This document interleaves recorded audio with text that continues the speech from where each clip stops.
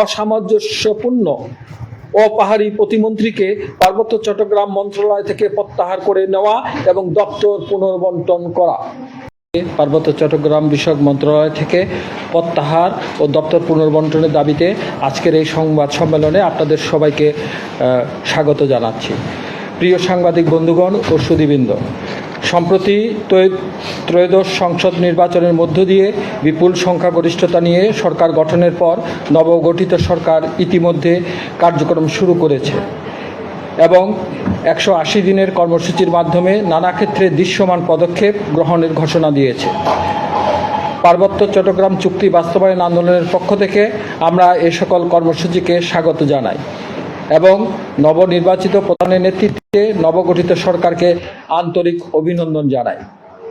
সরকার ঘোষিত এই কর্মসূচিতে বাংলাদেশের 1/1 জায়গা জুড়ে অবস্থিত পার্বত্য চট্টগ্রামের বিদ্যমান সমস্যা নিরসনে স্বাক্ষরিত পার্বত্য চট্টগ্রাম চুক্তি বাস্তবায়ন প্রক্রিয়াকে অগ্রাধিকার তালিকায় রাখার জরুরি আহ্বান এবং পার্বত্য চট্টগ্রাম বিষয় মন্ত্রণালয়ে নিয়োগকৃত পাহাড়ি প্রতিমন্ত্রীকে প্রত্যাহার ও দপ্তর পুনর্বন্টনের দাবিতে আজকের এই আপনাদের সামনে হাজির হয়েছি।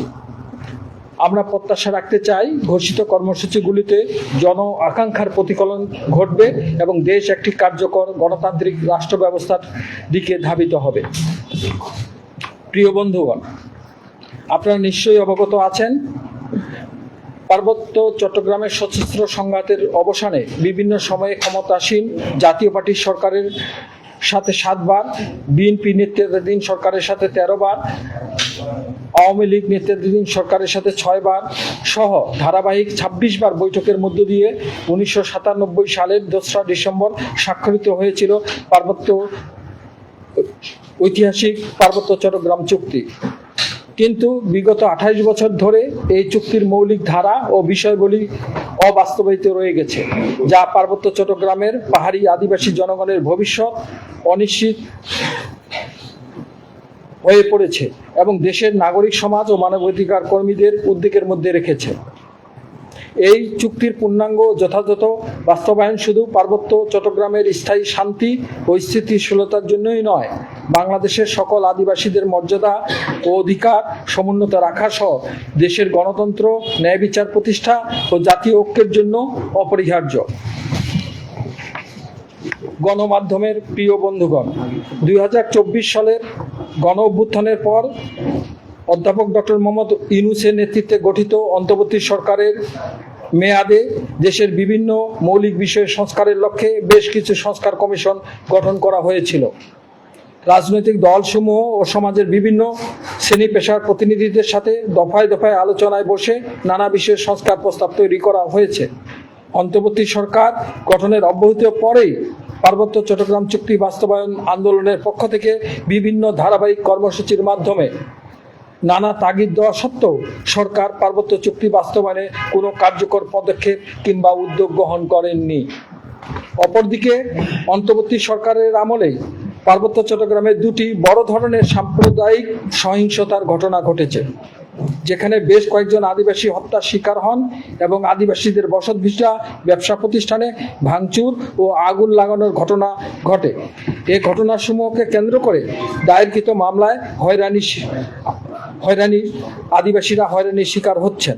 এছাড়াও অন্তর্বর্তী সরকারের সময়ে ঢাকার মতিঝিলের রাজপথে আদিবাসী ছাত্র যুবরা একটি গণতান্ত্রিক কর্মসূচি পালন করতে গেলে স্টুডেন্টস ফর সভরেন্টি নামক মব বাহিনীর দ্বারা আক্রান্ত হন।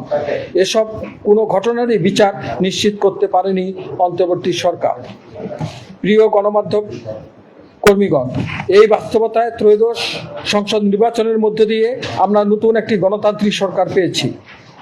এই মুহূর্তে বাংলাদেশে একটি অমিত সম্ভাবনার নতুন বাঁকে এসে দাঁড়িয়েছে। অন্তর্ভুক্তিমূলক নতুন বাংলাদেশ বিনির্মাণের অভিযাত্রায় আমরা ঐতিহাসিক পার্বত্য চট্টগ্রাম চুক্তি বাস্তবায়নের দিকে অগ্রসর হতে চাই। পার্বত্য চট্টগ্রাম চুক্তি বাস্তবায়ন আন্দোলন বিগত 4 বছরের অধিক সময় ধরে দেশবাসীকে সাথে নিয়ে ধারাবাহিকভাবে চুক্তির পূর্ণাঙ্গ বাস্তবায়নের লক্ষ্যে কার্যক্রম চালিয়ে আসছে।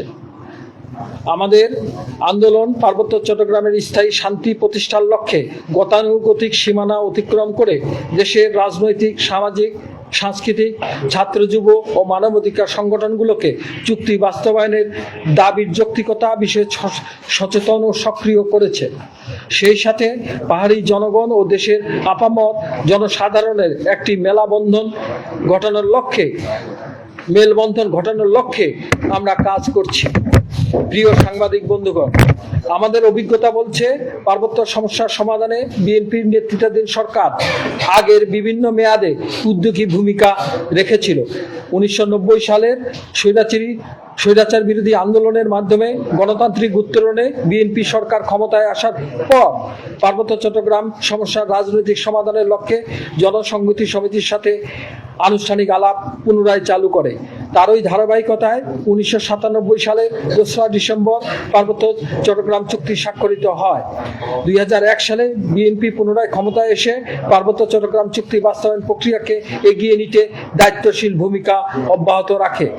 এবারও ত্রয়োদশ জাতীয় সংসদ নির্বাচনে পার্বত্য জেলার 3টি আসনে পাহাড়ের ভোটাররা বিপুল ভোটে বিএনপি মনোনীত প্রার্থীদের নির্বাচিত করে।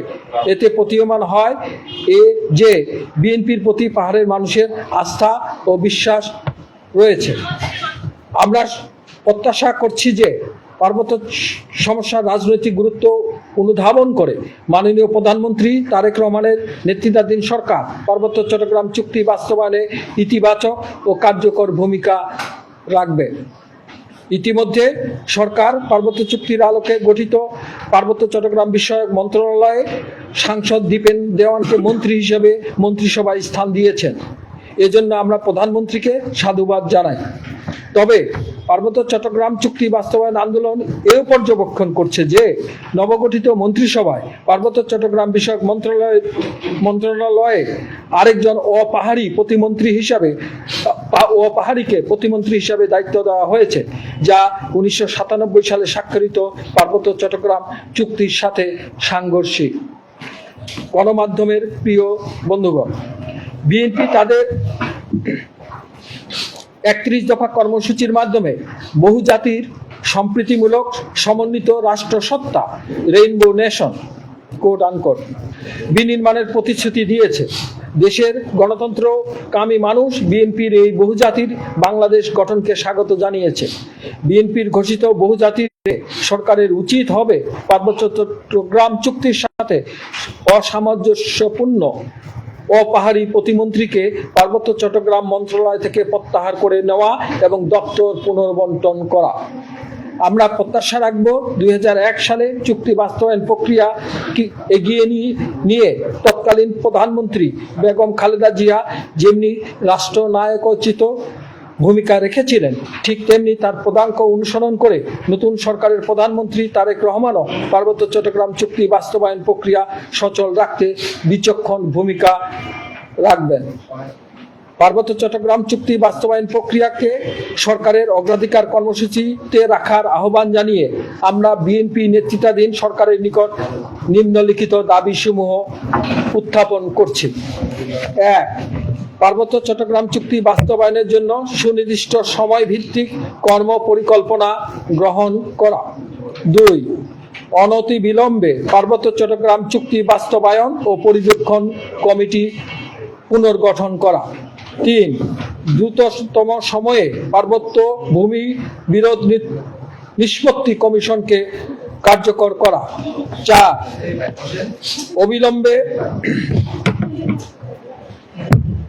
অবিলম্বে পার্বত্য চট্টগ্রাম আঞ্চলিক পরিষদের সাথে সরকারের নীতি নির্ধারণী পর্যায়ে সংলাপ আয়োজন করা। 5.